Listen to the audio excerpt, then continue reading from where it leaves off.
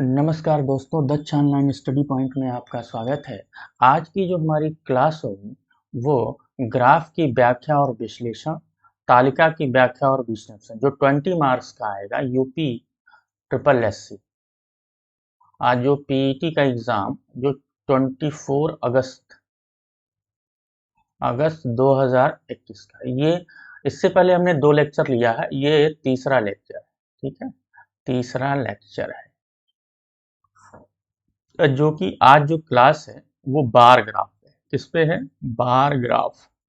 ठीक है, हिंदी में बार ग्राफ, जिसे दंड ग्राफ भी कहते हैं। ठीक है, दंड ग्राफ जो इस टाइप का होता है, इस टाइप का बार ग्राफ होता है, उसके बारे में आज डिस्कस करते हैं। चलते हैं पहले क्वेश्चन में।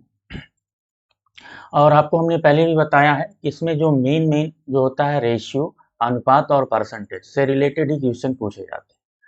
ये ग्राफ आपको दिया गया है, 5 क्वेश्चन ऐसे ही ग्राफ पे है, ग्राफ बार बार रिपीट होगा। ठीक है, तो हम पहले क्वेश्चन पे चलते हैं।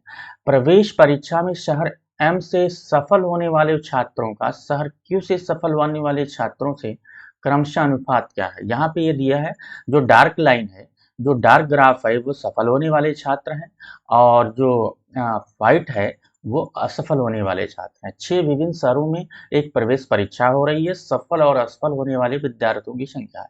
इस पे जो है 1000 में दिया गया, जैसे ये स्केल है 0, 5, 10, 15, 20, उसमें 1000 से मल्टीप्लाई करो। ये 6 शहर दिएंगे, 1, 2, 3, 4, 5, 6, यानी 6 शहर दिए गए हैं। उस शहर में कितने विद्यार्थी शामिल हुए हैं, ठीक है, कितने सफल हुए, कितने असफल होंगे। ठीक है, ये ग्राफ के माध्यम से बताया गया। उसके बाद क्वेश्चन आपसे पूछा जाता है। ठीक है, या तो रेशियो से क्वेश्चन होगा, या तो परसेंटेज से होगा, या तो एवरेज से होगा। यही 3 टॉपिक रोटेट होगा आपके एग्जाम में, जो 24 तारीख को होगा एग्जाम। चलते हैं, पहला क्वेश्चन पूछ रहा है कि शहर यम में सफल होने वाले जो डार्क है, डार्क लाइन सफल होने कितना है, ये 20 पे स्केल अगर मिडिल में है तो आप 2.5 और जोड़ लो, तो ये हो जाएगा 22.5। ठीक है, अब ये रेशियो है। ठीक है, अब शहर क्यू में सफल होने वाले छात्र, ये 25 है, 2.5 और जोड़ लो तो 27.5 होगा। ठीक है, अगर जो मिडिल में है तो 2.5 जोड़ लेना, जैसे यहाँ पे है दे रखा है। ठीक है, मिडिल में 20 है, 2.5 और जोड़ लो तो 22.5 हो जाएगा। ठीक है, अब हमको पता है कि रेशियो में किसी भी नंबर से मल्टीप्लाई डिवाइड कर सकते हैं, तो हम अगर ये पूरे नंबर है पॉइंट एक स्थान पे है तो इसको हटा देते हैं, तो 225 हो जाएगा, और हो जाएगा 275। ठीक है, ये कौन सा नंबर है जो दोनों को काट देगा? 25 से अगर हम काट दें तो ये 25 अट्ठे 200 यानी 9 हो जाएगा, और ये 11 हो जाएगा, तो ये रेशियो आ जाएगा 9:11, 9:11, 9:11। यानी प्रवेश परीक्षा में शहर एम में सफल होने वाले छात्रों का शहर क्यू में सफल होने वाले छात्रों का क्रमशः अनुपात क्या होगा? रेशियो के बारे में जान लेना, इसमें किसी भी नंबर से मल्टीप्लाई और डिवाइड कर देते हैं तो कोई इफेक्ट नहीं पड़ता। लिखने के बाद या तो मल्टीप्लाई या डिवाइड जो भी करना है, करने के बाद जो सिंप्लीफाइड रेशियो होता है वो निकाल देते हैं, और जो इसका आंसर होगा वो 9:11 यानी सेकंड आंसर। ठीक, इस तरह। अब चलते हैं नेक्स्ट क्वेश्चन के लिए। कह रहा है कि शहर एल और एम में मिलाकर परीक्षा में असफल होने वाले छात्रों की संख्या का औसत क्या होगा? दोनों को जोड़ो और उसे 2 से भाग दे दो। और एल में असफल हो जो है व्हाइट लाइन है। ठीक है, तो ये कितनी हो जाएगा? ये दे रखा है 20 और ये 22 असफल होने वाले। ठीक है, तो ये हो जाएगा 22। इसमें 1000 से मल्टीप्लाई करना, 22.5। जब इसमें 1000 से आप मल्टीप्लाई करोगे तो ये हो जाएगा 22,500। ठीक है, उसके बाद क्या होगा? कह रहा है कि यम में असफल कितना है? 35। 35 है ये टोटल, 35 में 1000 से गुणा कर दो। ठीक है, 35 में 1000 से गुणा कर दो तो कितना जीरो बढ़ जाएगा? 35, 1, 2, 3 जोड़ दो, इसको सब जोड़ोगे तो ये वैल्यू 5 हो जाएगी, ये 7 हो जाएगी, ये 5 हो जाएगी। क्योंकि औसत निकालना है तो औसत बराबर होता है संख्याओं का योग। ठीक है, या योग बटा कुल नंबर या कुल संख्या। ठीक है, यही होता है। तो कुल संख्या 2 है, 1 है, और ये 2 से भाग दे देते हैं, तो 2 से भाग देंगे तो कितना आ जाएगा? 2 दूनी 4 हो जाएगा, 2 अट्ठे 16 हो जाएगा, 1 बचा, 2 सत्ते 14, 2 पच्चे 10, और ये हो जाएगा 28,750। कहीं है 28,750, ये औसत आ जाएगा। ठीक है, ये औसत आ जाएगा, ये एवरेज 28,750, कुछ नहीं है, बहुत आसान है। थोड़ा कैलकुलेशन है, कैलकुलेशन तो एग्जाम में आपको करना ही पड़ेगा। ठीक है, बस आपको ग्राफ समझ में आ रहा है यह है कि नहीं। फिर से देख लो, 6 शहर है, LMNOPQ। ठीक है, 6 शहर में सफल और असफल, जो सफल है उसे डार्क लाइन में और असफल है उसे व्हाइट लाइन में दिया गया। ठीक है, और इस तरह आपसे क्वेश्चन पूछा। चलते हैं थर्ड क्वेश्चन के लिए। सभी शहरों से मिलाकर प्रवेश परीक्षा में असफल होने वाले छात्रों की कुल कितनी संख्या, असफल होने वाले छात्र की संख्या हमें चाहिए। तो आप देखते हैं असफल होने वाले छात्र, ये व्हाइट लाइन है, तो यहाँ पे कितना 22.5, देखना 22.5 बाद में जोड़ने के बाद 1000 से मल्टीप्लाई कर देंगे। ये कितना है 35। ठीक है, 35, और ये वैल्यूज कितनी है, ये 30 है। असफल छात्र की बात हो रही है, व्हाइट लाइन, ये कितना है 35, 2 ढाई और 37.5। ठीक है, प्लस, और ये वैल्यूज कितना है 20, चलो ये 20 है, प्लस ये वैल्यूज कितना है 30 है। अब सभी को जोड़ लेते हैं। देखो जोड़ो, ये और ये जोड़ो तो कितना हो जाएगा, ये हो जाएगा 65, ये और ये जोड़ोगे तो कितना हो जाएगा 50, और ये जोड़ो, देखो कितना हो जाएगा प्लस 5 और 5 जीरो के आने जीरो हो जाएगा, 5 5 10 को जीरो, 7 2 9 1 10 को जीरो हो जाएगा, 3 2 5 1 6 60 हो जाएगा। 65 60 और 60 जोड़ना है, तो इसको जोड़ो फिर, तो ये हो जाएगा 5, ये खास हासिल नहीं लगेगी, तो ये हो जाएगा 12 5 17, 12 5 कितना हो जाएगा 17, ये हो जाएगा इतना टोटल। टोटल सभी शहरों में मिलाकर प्रवेश परीक्षा में असफल होने वाले छात्रों की कुल संख्या कितने, लेकिन ये स्केल 1000 पे है, तो 1000 से मल्टीप्लाई कर लेते हैं, तो ये जाएगा 175,000, 1000 है ना, तो ये हो जाएगा, ये वैल्यू आ जाएगी 175,000, ये आंसर आ जाएगा। ठीक है, चलते हैं नेक्स्ट क्वेश्चन के लिए, बहुत आसान सब क्वेश्चन है। प्रवेश परीक्षा में शहर पी से असफल होने वाले छात्रों की संख्या उस शहर की छात्रों की कुल संख्या की तुलना में लगभग कितने प्रतिशत है। पी में असफल होने वाले, देखो पी की बात वो कर रहा है, तो पी की बात कर रहा है, पी में सफल छात्र कितने हैं, सफल छात्र पी में कितने हैं,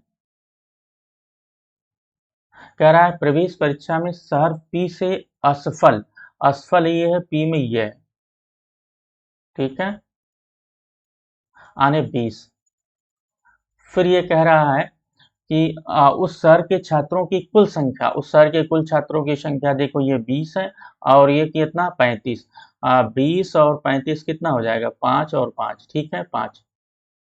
अब आप सोच रहे होगे कि 1000 से क्यों मल्टीप्लाई नहीं कर रहे हैं, 1000 से मल्टीप्लाई अगर ऊपर भी करोगे नीचे भी करोगे तो कट जाएगा।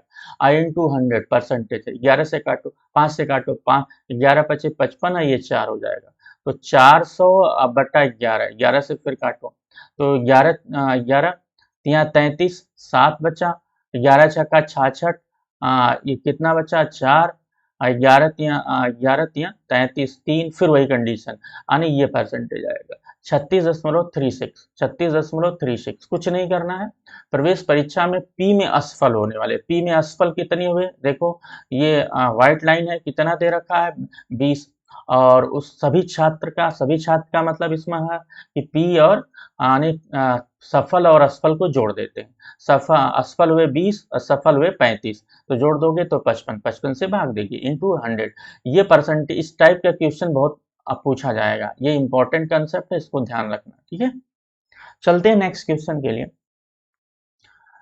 परीक्षा में शहर ओ से सफल होने वाले छात्रों की संख्या, ओ में सफल होने वाले छात्र, ओ में सफल कितने हो रहे हैं, देखो परीक्षा में ओ में सफल छात्र, सफल छात्र परीक्षा ओ में सफल कितने छात्र हो रहे हैं,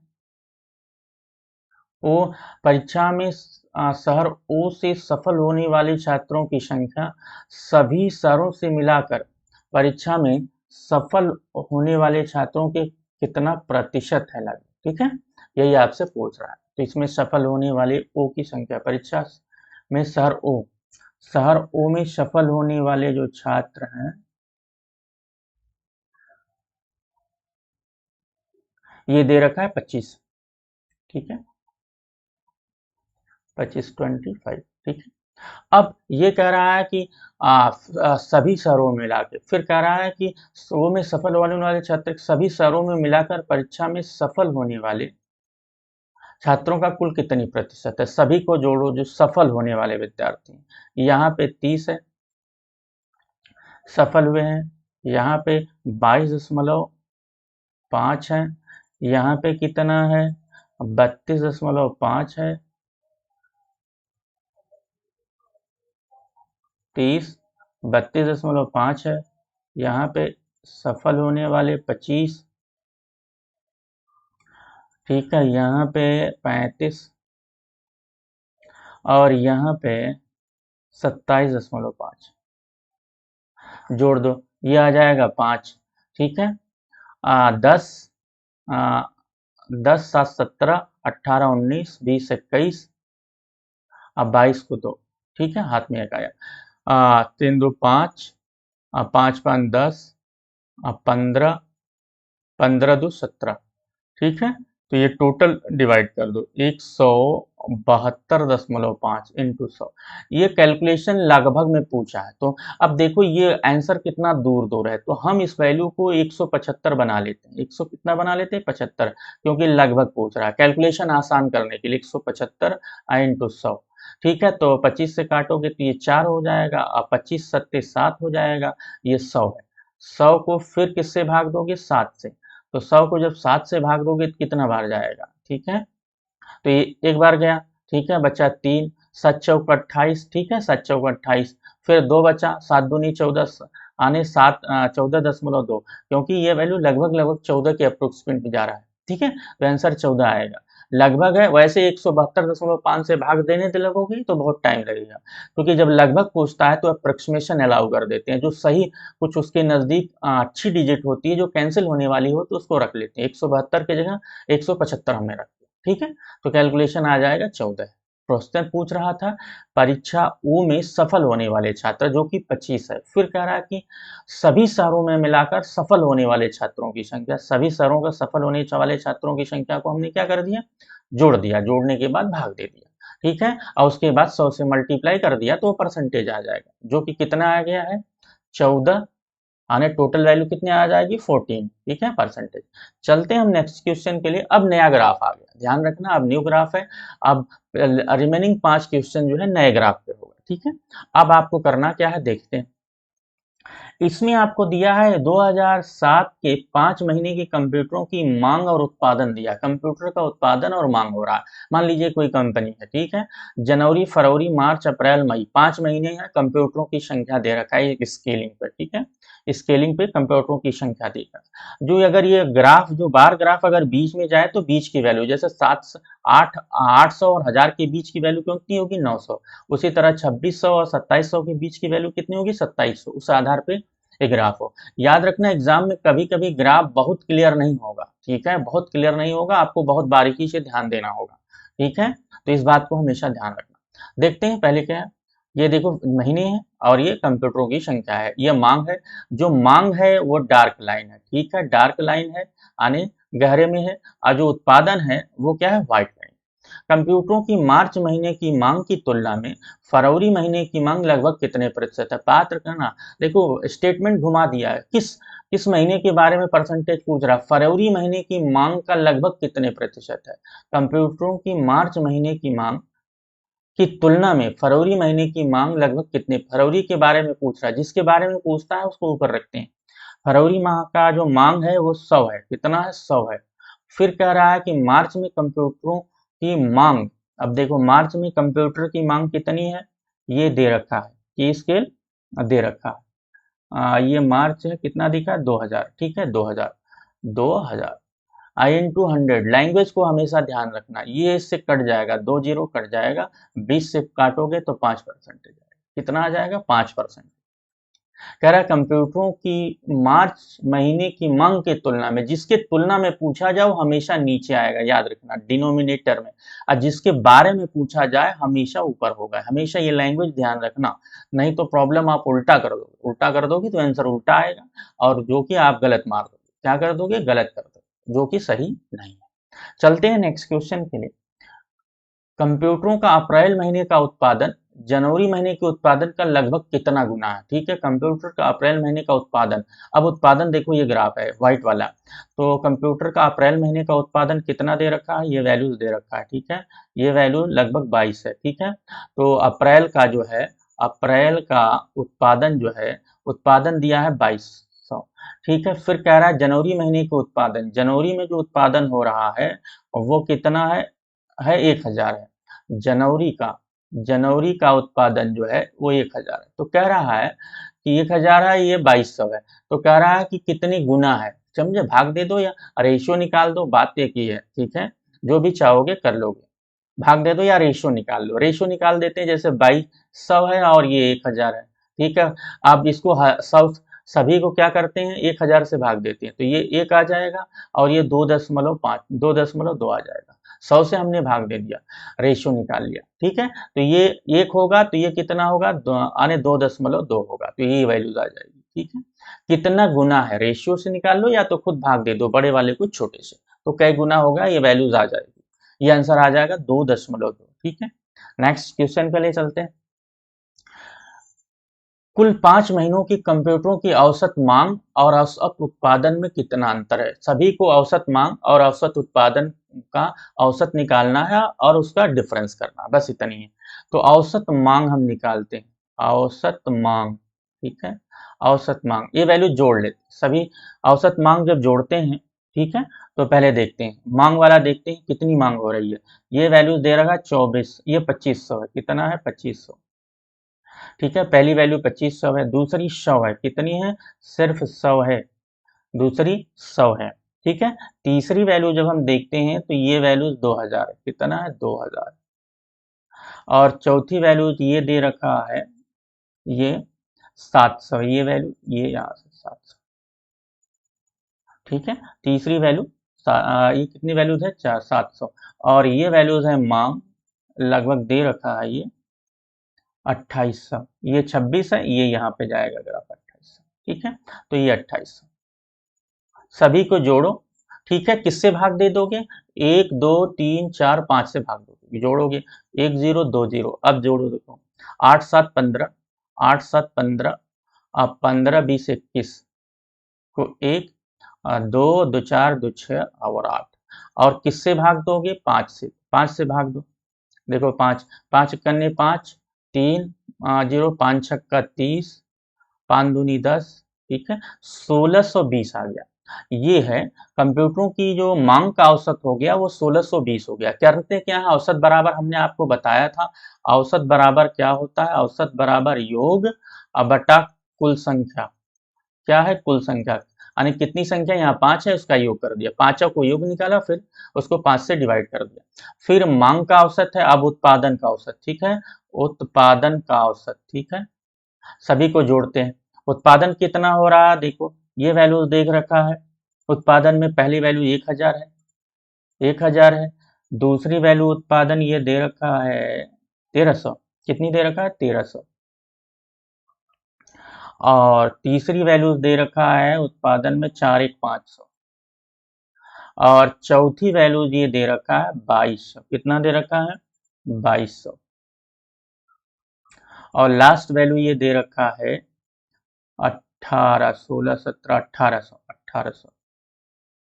सभी को जोड़ दो, ये जोड़ोगे तो 0 और ये 0 तीसरे नंबर पे है। 10 5 15, 15 3 18 को 8, और 2 4 1 5 1 6, 6800, यानी 6800। इसको 5 से भाग दोगे, तो 5 से भाग दोगे इसको, तो ये वैल्यूज कितनी आएगी, 1 आएगी। कितनी आएगी, एक, ये वैल्यू एक ये वैल्यूज कितनी आ गई, 1 आ गई। अब बच्चा 5 तिहाई 15, यानी 18 3 5 छक्का 30, 5 दूनी, ये 1300 वैल्यू आ जाएगी 60। 1300 कितना आ जाएगी 60, ये 1620 है। ठीक है, तो 1620 से 1360 घटा दो, तो ये 0 आ जाएगा, ये 6 आ जाएगा, यहाँ पे बचा कितना 5 2, यानी 260 है। ये कैलकुलेशन थोड़ा बड़ा है। ठीक है, आपके औसत के बारे में बताया गया।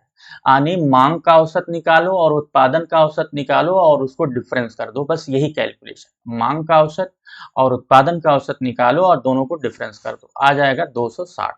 चलते हैं नेक्स्ट क्वेश्चन के लिए। कह रहा है कि उत्पादन की तुलना में, कह रहा है कि उत्पादन की तुलना में मांग और मांग की तुलना में उत्पादन वाले महीनों की संख्या का अनुपात है। कह रहा है मांग ये है, ठीक है। तुलना में मांग कहाँ पे ज्यादा है, देखो मांग एक यहाँ ज्यादा है, एक यहाँ ज्यादा है, एक यहाँ ज्यादा है। तीन आने महीना कुल कितने ज्यादा है, 3 महीने में मांग ज्यादा है और 2 महीने में उत्पादन ज्यादा है। उत्पादन एक यहाँ ज्यादा है, ठीक है, उत्पादन एक यहाँ ज्यादा है और एक कहाँ उत्पादन ज्यादा है, ये वैल्यू यहाँ जाती है। तो 3:2 दोनों का अनुपात है, यानी 3:2 अनुपात आपसे पूछ रहा है। उत्पादन की तुलना में अधिक मांग कहाँ पे है, तीन महीने में है, और मांग की तुलना में उत्पादन कहाँ अधिक है, 2 महीनों में। दोनों का अनुपात आपसे पूछ रहा है, ठीक है। कैलकुलेशन कुछ नहीं है, बस आपसे ये पूछ रहा है, ठीक है। कैलकुलेशन कुछ नहीं है, आसान क्वेश्चन है, जब आपसे यही चीजें आपसे पूछ रहा है, ध्यान देना इस चीज को। चलते हैं नेक्स्ट क्वेश्चन के लिए। वह महीना कौन सा था जिसमें उत्पादन की तुलना में कंप्यूटरों की मांग सबसे कम रही, ठीक है, सबसे कम रही। तो इसमें ये देखते हैं कि महीना कौन सा जिसमें उत्पादन की तुलना में कंप्यूटरों की मांग सबसे कम है। मांग सबसे कम है, मांग ये है, ये हो नहीं सकता, इस बात का ध्यान देना। ये भी हो नहीं सकता, ये भी नहीं हो सकता, यही दोनों हो सकते हैं।